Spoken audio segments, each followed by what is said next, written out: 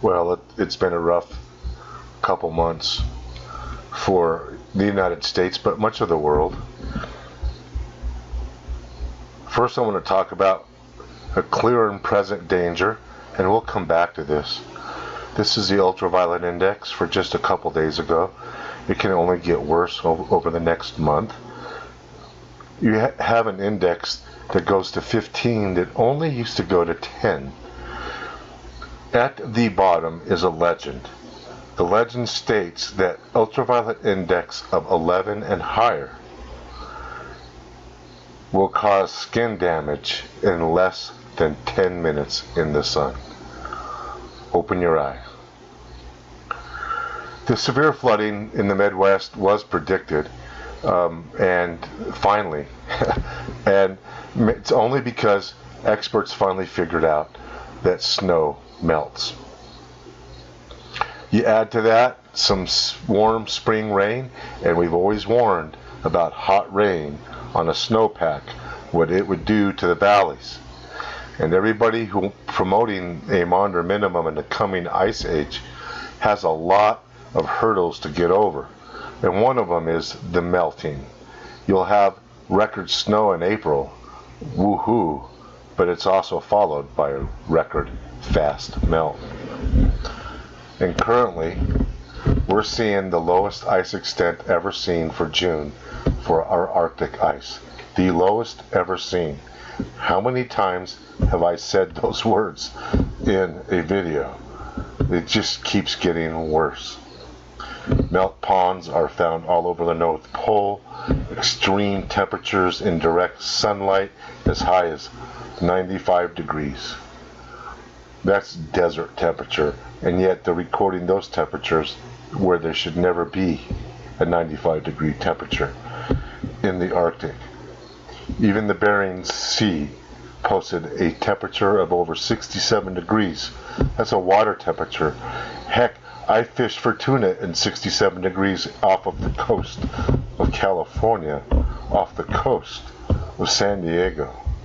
So when the temperature in the Bering Sea is higher than the water temperature I'm used to fishing for tuna in, something's wrong. Something's upside down. And you look at our jet stream and you say, this is proof of what? Well, I can tell you what it isn't proof of. It isn't proof that an ice age is coming. And the fires in Alaska cover half the state. The smoke covers half the state. That's a lot of square area. But what's going on is extreme, and they're posting, and we've heard amounts like this before. Always, every year it's somewhere else, and then a couple years later it happens again in the same place. Iowa, Missouri, Kentucky, all along the Mississippi River, especially near the Great Lakes. We have a month's worth of rain in just a few hours, a year's worth of rain in just a few days. How many times have we heard of totals like that? We have currently tropical storms that drop more water on a place than a hurricane. So, I mean, when that's happening, you know something isn't right. But you can get lost in all the hoopla, but the bottom line is hotter oceans means greater evaporation. Greater evaporation means more water in the atmosphere.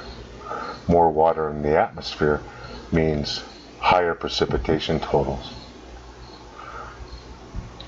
And don't be fooled. You know, somebody will come on and say, well, tell that to the people in France, because they just had a freeze and lost half their crops.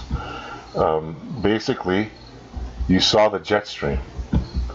You saw what happens.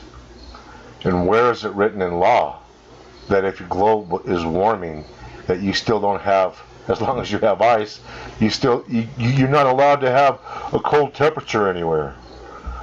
As long as we have ice, we're going to be grabbing cold air from up there and bringing it way down south, and we're going to be grabbing warm water from the south and bringing it up north.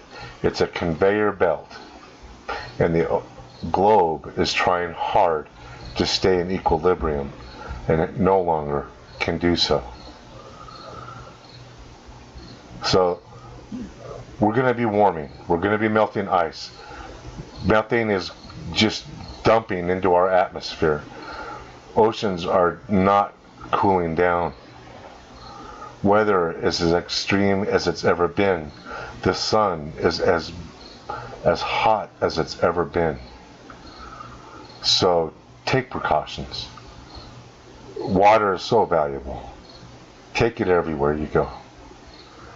Have extra at home. Go out and buy a waterbed. You can filter that.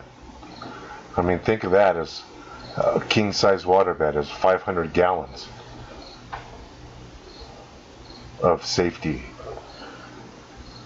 So, until next time, be prepared, never scared.